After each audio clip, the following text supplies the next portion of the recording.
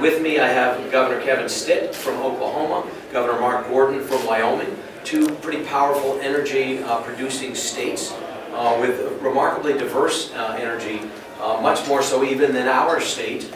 And they are here, Southern States Energy Board, in the room next door. This is just kind of background, you might know this. There are a number, from more than a dozen different states, a number of legislators, state senators, state representatives, a number of people from industry as well. They're in this room talking about energy policy, politically, corporately, and otherwise. So the purpose of this is it's an annual meeting. I happen to be the chairman this year of the Southern States Energy Board. So it typically is convened at the annual meeting wherever the chairman is, just to make it easier for them. So, and to encourage people to come spend their money in Kentucky. So with all that said, as a backdrop, little did you know, when you're the chair, at some point we'll all come to Wyoming and it'll all be good. So what questions do you have? Governor Bevin, it's very clear just from hearing you speak today how important low energy cost is for driving business into your states. How important is it for the Southern States Energy Board? It seemed like it was almost a competition while you guys were up there. Who could have the lowest energy costs, whether it's east of the Mississippi, west of the Mississippi? How important is it for you guys to work together for that, to kind of make sure that A, fossil fuel dependency remains a dependency for your guys' states, and B, kind of working together, how important is that? I will simply say this. Fossil fuel, for the lifetime of everybody in this room and everybody watching what you're producing, will be the largest contributor to electricity production in the world in the lifetimes of everyone watching this broadcast. Everyone. That's just the reality of it. Is it changing? Yes. Is it going to renewable and green alternatives? It is. Is it going to happen to the degree and at the pace that people would wish it to? It won't. Of necessity, we will continue to use the resources we're blessed with. In Kentucky, as rich as we are in resources, we can't hold a candle to either of these guys. Wyoming, they produce 15 times the energy that they consume in their state. So I'll let them speak to that in a minute. But to the heart of your question, there is competition among us. We're blessed by geography here in Kentucky that is advantageous in ways that they don't have. But in terms of energy production and the cost of it, they have huge advantages over us. But your question was, how important is it for us to work together? There are pipelines that come through and out of Oklahoma and come from places like Wyoming.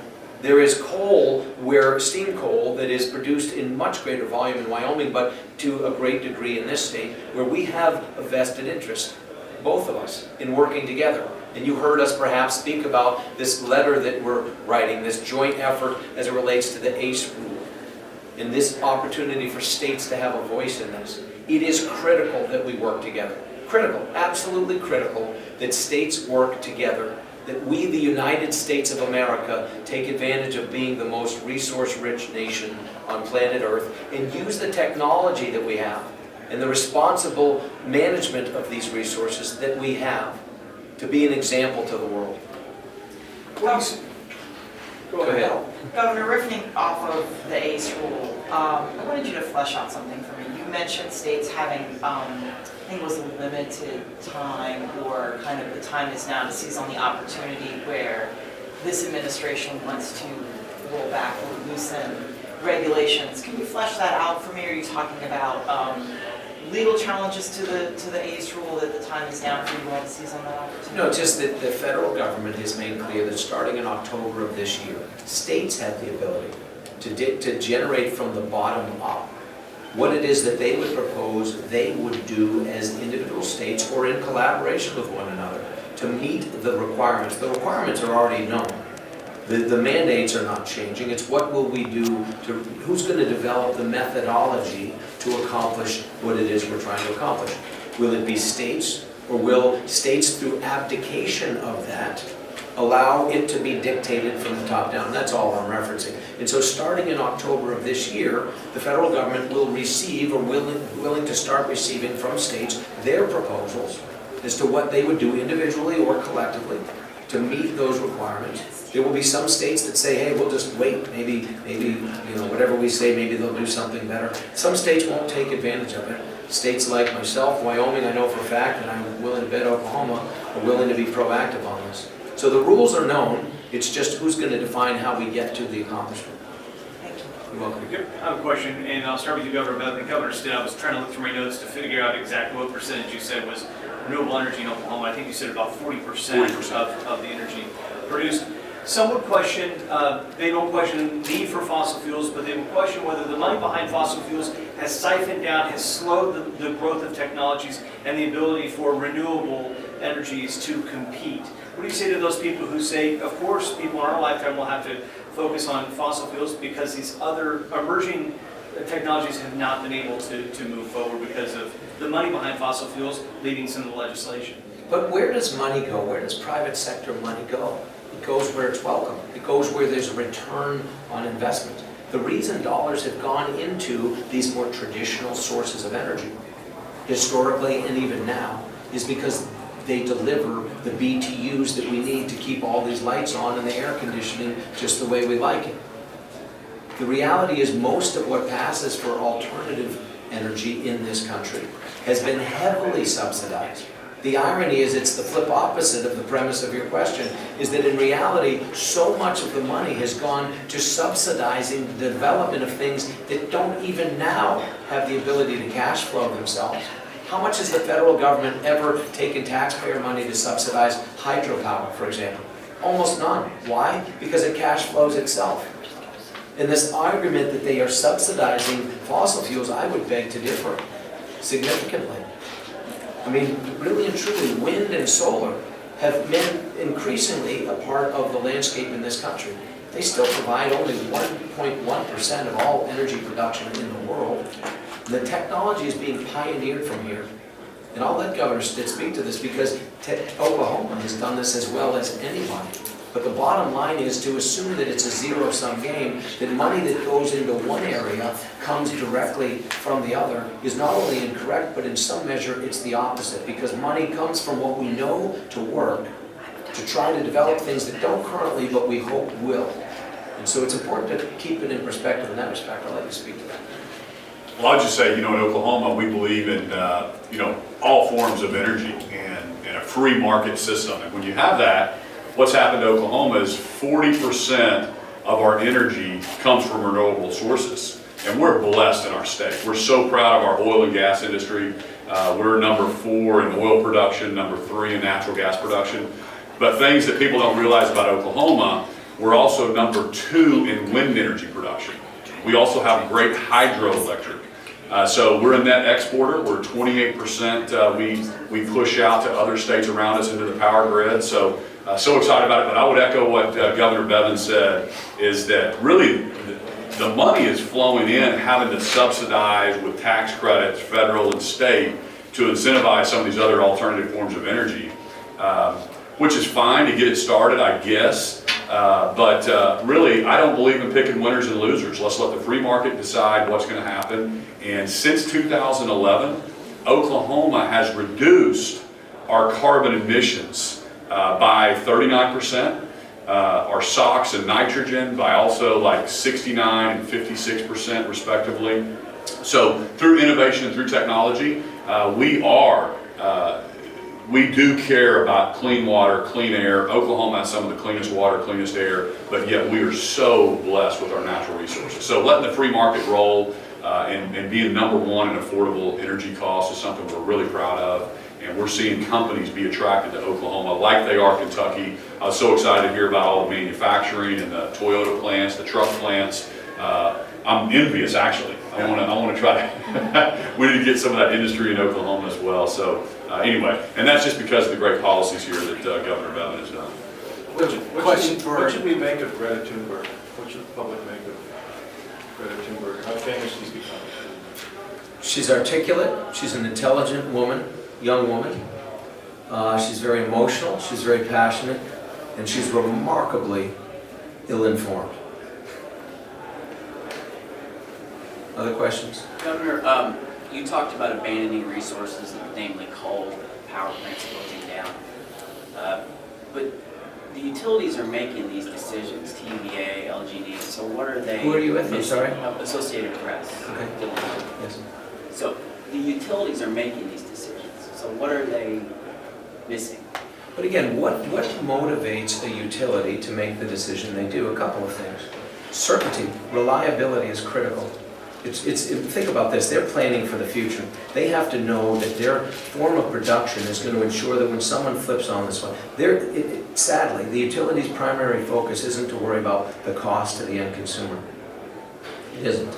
Their responsibility is to make sure the end consumer has something on demand, at whatever that price happens to be. One of the things that has been brutal for the energy landscape in its entirety has been the uncertainty of policy coming from the federal government. And when you have the previous administration saying that they are going to pick winners and losers, that they do intend to completely remove from the landscape and say it overtly and clearly, that we're going to put coal mining, for example, out of business, put coal miners out of business. When they make a statement like that, it injects a remarkable degree of uncertainty. What does that do then if you are a lender, if you happen to be somebody who is a lender, a bank?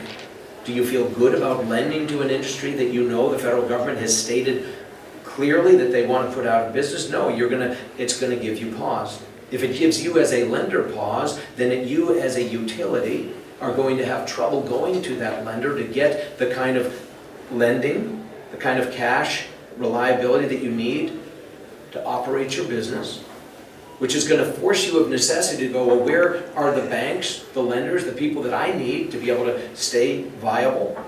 Where are they going to have confidence? Truth be told, nowhere necessarily, but not there. If the federal government says they want that to go out of business.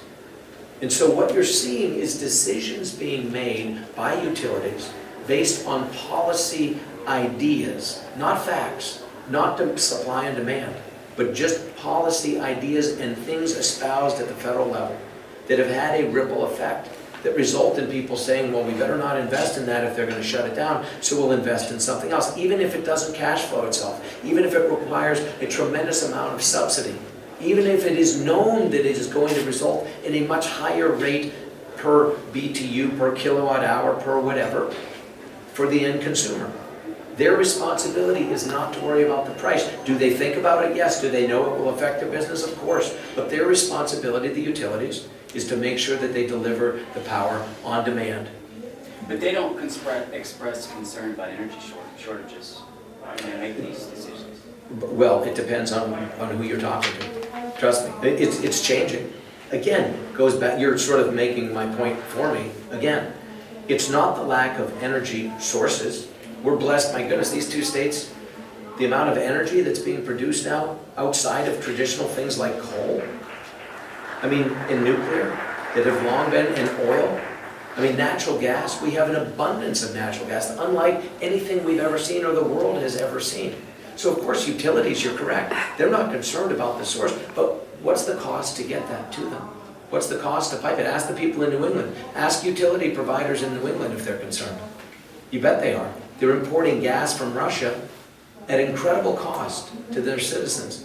An incredible political, geopolitical risk. There's no guarantee that that just continues to be available to them. And why? Because bad policy in the state of New York precludes them from being able to run pipelines from these states right to the people of the Northeast to ensure that it's affordable. So again, it's not a function, you're right, they're not expressing concern in the fact that there's no energy sources. It's what will be the cost to the end consumer to deliver that in the form of electricity. And that is of concern. Certainly to us as government. One more Take a shot Please, at that, too. please. You know, so one of the things that you asked, and we talked about fossil fuel dependency, but I think the most important thing here is to remember it's a portfolio. What an exciting time to live. You know, we look at the environment that cell phones and that whole kind of advancement is brought on. And it's been brought on by unleashing capitalism. So let me just put a little context on fossil fuels versus renewables. I come from a state that has a tremendous amount of open land. It has wildlife populations that are terrific, and we have communities that are pretty small.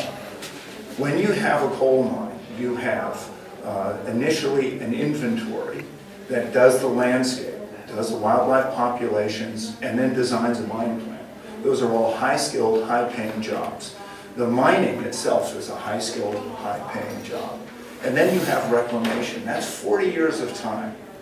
Let's take that and look at what a renewable platform does.